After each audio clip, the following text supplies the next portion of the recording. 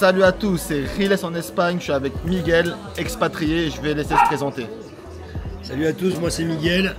Ma première expatriation c'était il y a 7 ans en Australie et là maintenant ça fait 4 ans et demi, 5 ans que je suis à Séville. En France, tu venais d'où? Je viens de Nîmes dans le sud de la France. Ok, et qu'est-ce qui a fait du coup que tu as choisi l'Australie déjà en premier pour t'expatrier? Bon, c'est un peu la mode quand on est jeune, tout le monde part en Australie, j'avais pas mal de copains là-bas. Du coup un jour je pétais un plomb, j'ai pris un billet d'avion et je suis parti à Melbourne. Et ça fait combien de temps que t'es resté combien de temps en Australie? En Australie en tout, en cumulé, je suis resté 3 ans à peu près. Et qu'est-ce que cette expérience en Australie, qu'est-ce que tu en retiens? Je suis parti seul, j'avais jamais pris l'avion, c'était la première fois que je partais. Et en vrai, parce que je vois ce que les gens me disent, mais il y a eu le Miguel avant l'Australie et après l'Australie.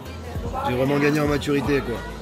Le fait de partir dans un nouveau pays seul, ça t'a fait grandir, on va dire? Partir dans un nouveau pays seul, devoir trouver du travail, ouvrir un nouveau compte bancaire, apprendre une nouvelle langue, parce que je parlais pas du tout très bien anglais.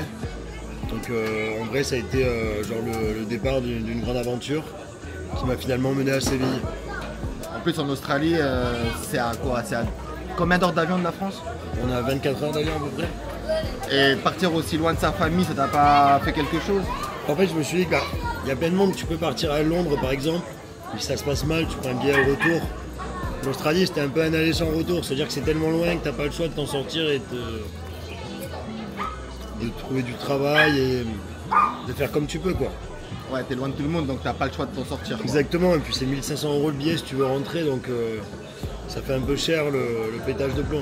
En plus j'avais pas de thune quand je suis parti donc j'avais pas le choix, fallait que je réussisse. C'est ça. Et là-bas, ce qui paraît, il faut beaucoup travailler. Tu travailles combien d'heures en Australie? En Australie, en moyenne, moi je tournais à 50 heures, 60 heures par semaine.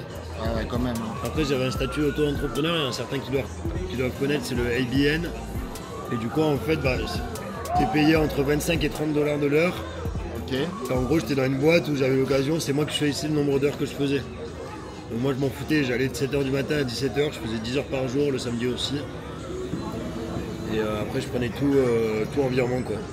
Donc tu gagnais bien ta vie, quoi, en Australie? Je gagnais aux alentours de 7 000 $ par mois. Ah ouais, quand même. Donc après, ça revient à peu près à 4 000 à 5 000 €. Mais après, t'as plein de trucs que 1 $ égale 1 €.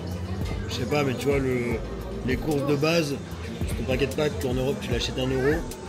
Là-bas, c'est 1 $. Donc au final, tu peux pas toute la journée te dire 7 000, c'est 4 000 €. En fait, tu t'apprends à vivre en dollars australiens et tu fais tout en dollars australiens.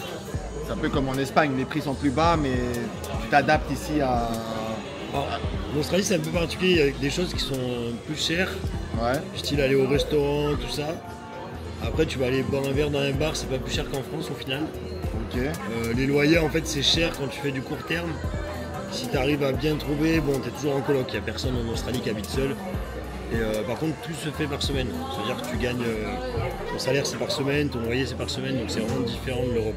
Ok. Après, il n'y a pas de sécurité sociale, il n'y a pas de chômage, il n'y a pas de cotisation retraite. En gros, l'Australie, c'est une bonne expérience. Si tu veux y aller, faire du cash et rentrer en France. À long terme, c'est plus compliqué. Pour toi, c'est plus pour faire des grosses économies là-bas et revenir en France ou ailleurs avec un bon PQ. Ouais, j'ai fait pas mal d'économies qui m'ont permis de voyager par la suite. Ouais. Après, j'ai des amis qui ont décidé de rester en Australie. Et bon, après, la culture, elle est vraiment différente parce qu'on est sur des pays anglo-saxons. Donc, une culture vraiment différente qui, moi, me plaisait pas tellement. Et c'est ça qui a fait que... Parce que tu gagnes bien ta vie en Australie. je considère que si j'aime pas le pays dans lequel je suis, je mérite pas de rester. Petite pause dans la vidéo pour vous dire que j'accompagne les Français à s'installer en Espagne. Le lien est dans ma bio. Vous pouvez aller sur www.solexpat.com et on reviendra vers vous. On continue avec la vidéo. Ok, ouais, tu n'étais plus à ta place quoi là-bas. Exactement, et maintenant que je suis à Séville, je me sens beaucoup plus à ma place. Ok, et qu'est-ce qui a fait que tu es parti de l'Australie justement pour venir en Espagne? En gros, en Australie, j'ai rencontré... j'ai commencé à vivre avec une Espagnole. Ok. Après, j'ai commencé à sortir avec une de ses copines qui était espagnole. Elles étaient de Madrid. Ok. Moi, j'avais de la famille en Espagne, mais surtout dans le Nord. Il faut savoir que l'Espagne, tu le sais très bien, chaque région est différente. Il y a vraiment une culture dans chaque région. Alors en fait, c'est elle qui voyait moi dans ma manière d'être. Et on me dit, mais t'as déjà été en Andalousie? Et j'ai dit non, jamais et tout. On m'a dit non, les mecs, il faut absolument que tu ailles à Séville, que tu ailles en Andalousie. Tu vas adorer. Les gens, ils sont hyper sociaux, ils vivent dans la rue, c'est vraiment ta mentalité. Et moi, en fait, tout ce que j'avais comme expérience de l'Espagne, c'était le Pays Basque, où les gens sont cool, mais c'est beaucoup plus froid, ils sont indépendantistes, et la Catalogne. Donc c'était pas vraiment l'Espagne, je connaissais pas vraiment l'Espagne avant de mettre un pied à Séville. Donc pour toi, la vraie Espagne, la vraie culture se trouve en Andalousie? Moi, je dirais Andalousie et Madrid. Et Madrid, ça reste une capitale. Mais ouais, ce que je définis comme la vraie culture espagnole, pour moi, c'est Séville. Pourquoi? Le flamenco, le fait qu'ils vivent dehors, la joie de vivre? Tout ce qui représente l'Espagne, que ce soit la culture des tapas, Séville, tout ce qui va être autour de la tauromachie. Alors, je sais que certains n'apprécient pas ou quoi, mais ça reste Séville, le flamenco, Séville. Enfin, quand je dis Séville, c'est Séville et l'Andalousie en général. C'est ça. La feria.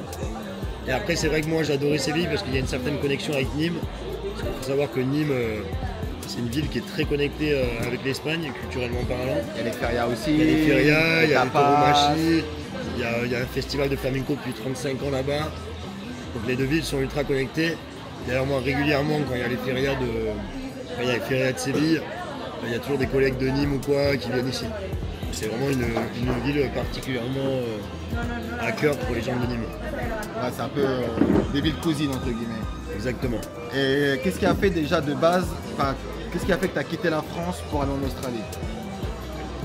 Je commençais à tourner en rond, le boulot, j'avais le même boulot, je m'emmerdais en fait. Ouais. Je m'emmerdais, je crois que les gens autour de moi, je disais à tout le monde que je voulais partir. Ils pensaient que j'allais jamais partir et un jour j'ai pris un billet d'avion, une semaine après j'étais dans l'avion. Ok. Et bye bye, sans prévenir personne, sans faire de soirée de départ. Vraiment sur un coup de tête. Pour prouver à tout le monde que j'en étais capable.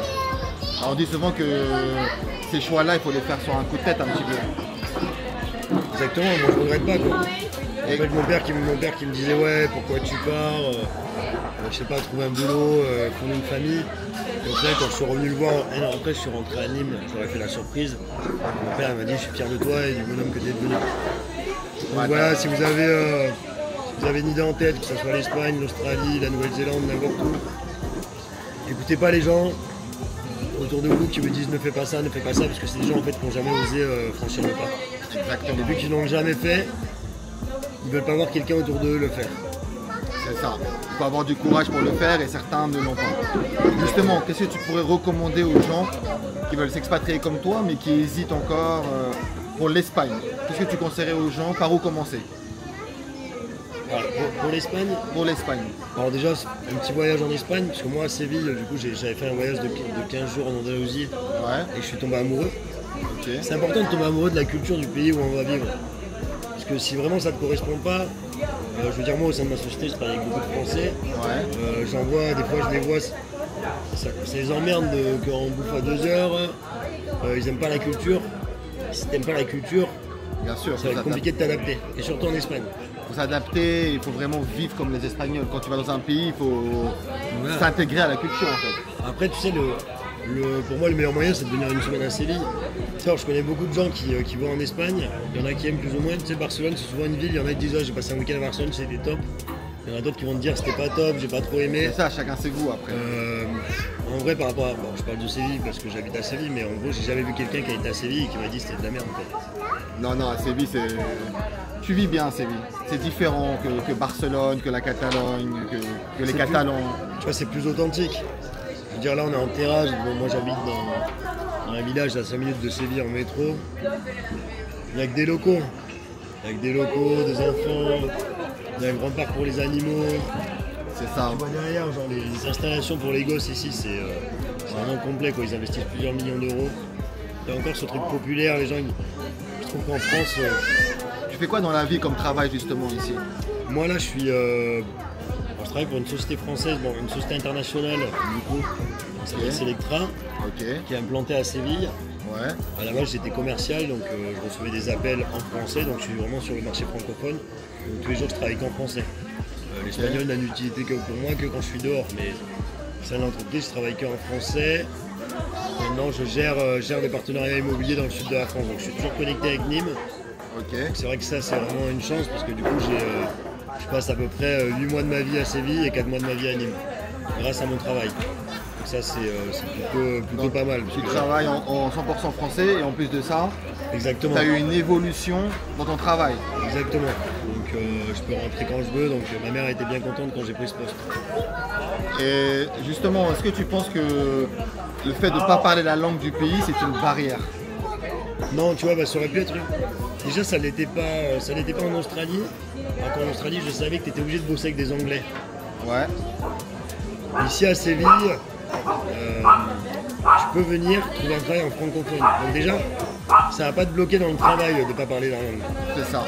Après voilà, c'est toujours pareil, il faut sortir de son cercle de confort, aller s'inscrire dans un club, que ce soit de foot, de paddle, rencontrer des locaux. Il faut vraiment s'intégrer et créer des contacts, etc. Et après, peu à peu, tu vas pouvoir créer ta vie ici, en Espagne. Exactement, et en vrai les Sévillans sont super chaleureux, super sympas. Je veux dire, ils n'ont pas ce côté froid qu'on reproche des fois aux Espagnols dans le nord de l'Espagne, à Barcelone ou quoi. Ils sont assez chaleureux quand même. Tu vois bien au Malablada, dans les bars ou n'importe où, ils t'accueillent, tu peux parler à la table d'à côté. Dans un bar, en fait, tu vas au bar du coin, au bout de 3 jours, le serveur c'est ton copain quoi. Et limite, tu vas boire un coup avec lui après. Ça, c'est incroyable. C'est incroyable. Et vu la situation actuelle en France, est-ce que toi, tu peux concevoir de retourner vivre en France? Non, moi, je ne retournerai jamais vivre en France. Pourquoi? Ça a perdu de son essence et puis je me sens beaucoup plus proche de... Pour ça, moi, je suis moitié français, moitié espagnol. Donc, mon père est espagnol. Enfin, mes grands-parents sont venus en Espagne. Ils sont venus d'Espagne en France il y a 5 ans, une cinquantaine d'années, ou il y a 60 ans. Pendant la guerre civile?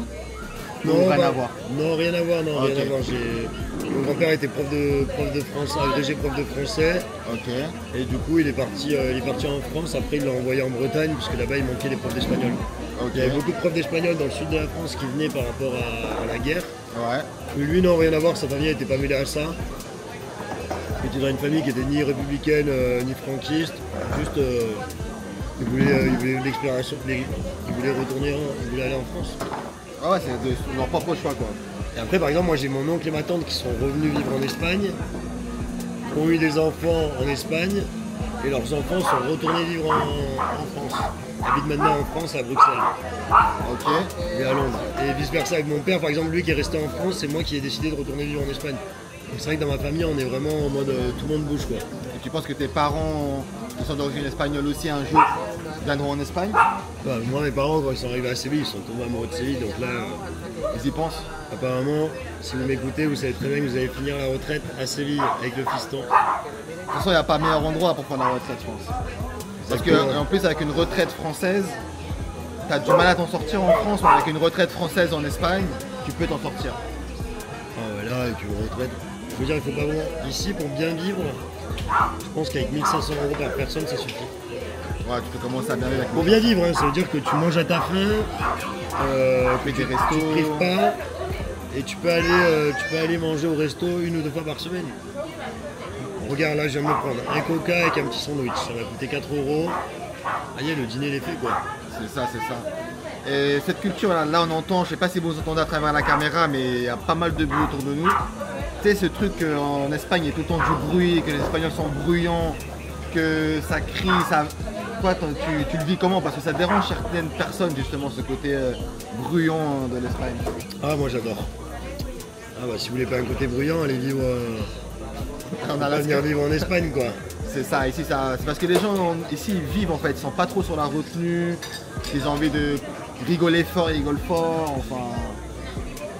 C'est la culture espagnole, c'est comme ça depuis 1000 ans et ça sera toujours comme ça. Et tu vois bien de toute façon dans les pays hispanophones, tu vas en Amérique du Sud, c'est exactement la même chose. Pareil, ouais, Parce qu'en fait, c'est la culture espagnole là-bas, ce qu'ils appellent ici la hispaninade, qui s'est développée là-bas. Donc c'est pas les pays les plus riches en fait, mais c'est souvent les pays où il y a le plus de joie de vivre et qu'il y a plus la fête. Et le soleil, ça aide beaucoup le soleil. Le soleil. Qu'est-ce que tu penses, sans rentrer bien sûr dans les détails, qu'est-ce que tu penses de la politique espagnole?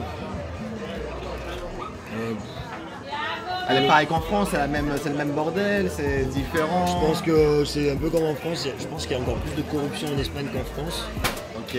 Après moi je suis pas directement affecté. Après ici bon, c'est un peu différent, c'est comme si les régions sont autonomes. Ouais, En fait la politique s'est fait beaucoup au niveau de la région. Je C'est-à-dire que chaque région a son... C'est pas la même politique à Chaque Barcelone. région a ses propres députés, Ouais, vote ses c'est ça. propres lois et tout. Donc, c'est comme si chaque région était un mini-pays.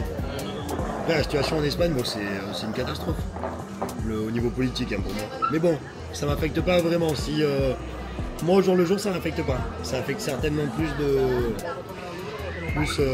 les gens très pauvres ou très riches, mais moi, ça m'affecte pas. Le problème, c'est qu'en ce moment, ils ont une politique d'augmentation des salaires, mais le problème, c'est qu'il y a une inflation derrière. Ouais. Donc, On est en train de rentrer un peu dans la situation qu'il y a en France actuellement, quoi.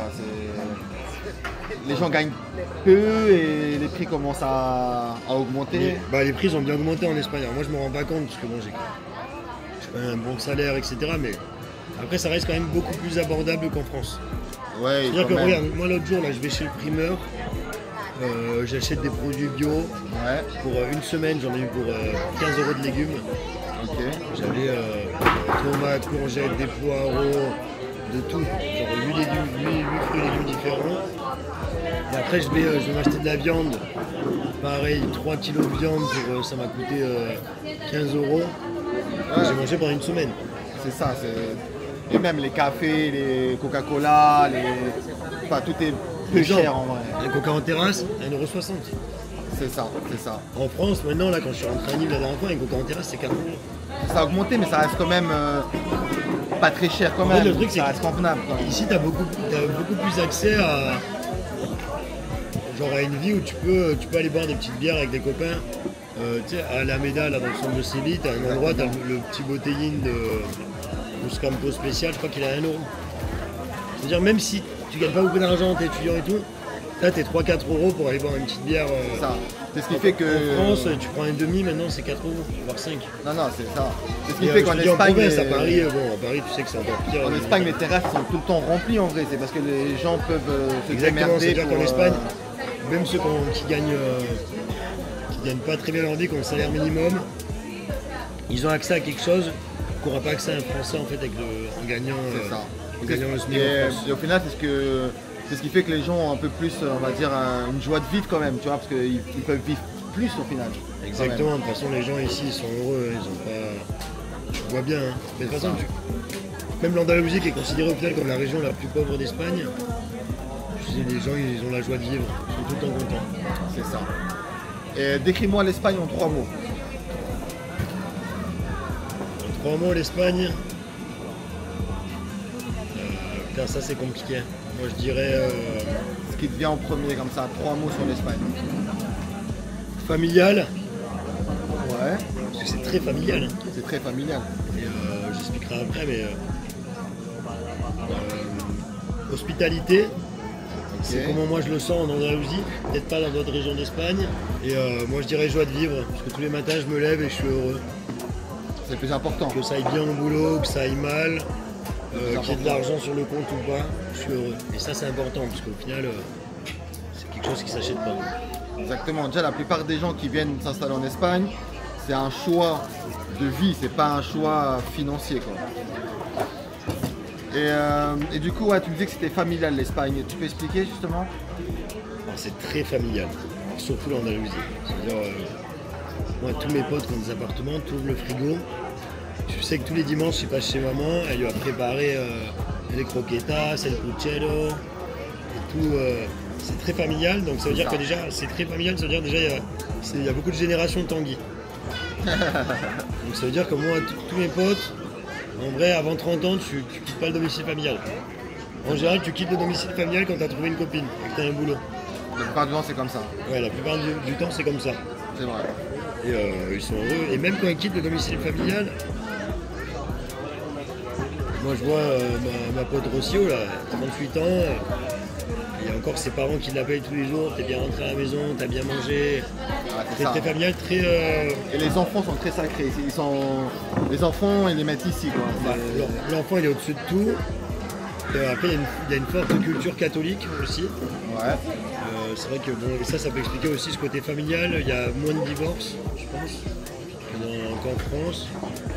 Et non, ils sont très proches. Moi j'adore hein, le fait que les gens ils soient proches comme ça de leurs parents. Et comme on disait tout à l'heure, beaucoup de descendance aussi.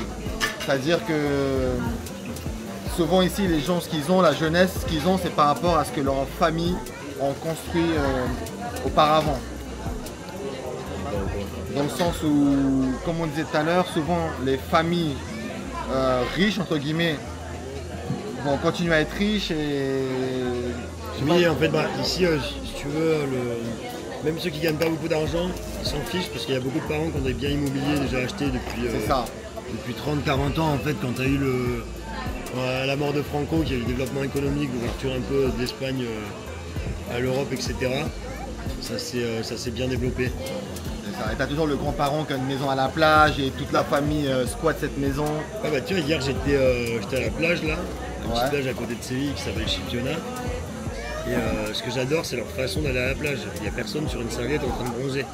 Ils y vont, ça prend 10 transats, 8 glacières, t'as la tante, la grand-mère, c'est que des groupes de 15 personnes. Ah ouais, carrément. Il y a des parasols colorés de partout, genre là-bas, tu connais très bien, je pense que tu connais bien Chipiona, mais j'adore la plage à l'espagnol, et surtout les plages à côté de Séville en Andalousie qui sont pas encore envahies par le tourisme de masse. Exactement. Avec tous les Anglais, Allemands, bourrés et tout. Genre il y a encore une essence. Tu retrouves encore ce truc où tu vas à la plage là. Hier j'étais à la plage. Et je suis sûr qu'il y a 30 ans c'était exactement la même chose. Il n'y a rien qu'à changer, tu vois. C'est ça, c'est ça. Et ça j'adore. C'est ça. Et on prie pour que les endroits comme ça ne soient pas pris par le tourisme. Sincèrement. Parce que Majorque, j'y vais tous les ans. Mon oncle y habite. C'est bien mignon et bon. C'est plus l'Espagne quoi. Il y a plus cette d'endroits essence authentiques. C'est ça. Un dernier mot à mes abonnés avant de finir. Un petit conseil aux gens qui veulent s'expatrier, comme ça. Qu'est-ce qui te vient à la tête? Écoutez, si vous voulez vous expatrier, déjà suivez Giles en Espagne, abonnez-vous. Merci. Vous aurez des précieux conseils. Et foncez, n'hésitez pas. Ici, il y a du boulot. Ici, on peut facilement trouver des appartements avec des bons contacts. Et surtout, n'écoutez pas les gens qui veulent pas vous laisser partir. En fait, c'est qu'ils n'ont jamais eu le courage de le faire. Donc foncez, n'hésitez pas et venez vivre à Séville. Exactement, on sera là pour vous accueillir. Miguel, merci beaucoup en tout cas, c'était sympa d'avoir ce retour de toi. Je te souhaite que du bon en tout cas, que tu casses tout en Espagne, que tu vives ta meilleure vie, que tu vives heureux surtout, parce que c'est le plus important. Et merci beaucoup. Et viva el Betis.